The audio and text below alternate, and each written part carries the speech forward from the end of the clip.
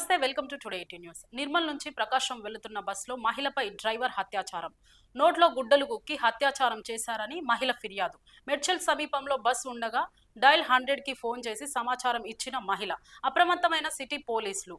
Bus కోసం గాలింపులు. Osmania university పరిధిలోకి రాగానే బస్సును చేసి పట్టుకున్న పోలీసులు.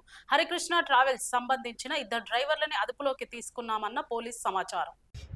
ఒక వ్యక్తి private travels bus Harikrishna travels అనే ఒక బస్సు ఉంది. అది నిర్మల్ నుంచి పామూరు వెళ్తూ ఉంటే హైదరాబాద్ శివార్లోకి ఎంటర్ అయినాక ఒక డ్రైవరు, అదే బస్సుకు సంబంధించిన డ్రైవరు, ఒక లేడీ వివాహిత నిర్మల్ నుంచి పామూరు వెళ్తుంది.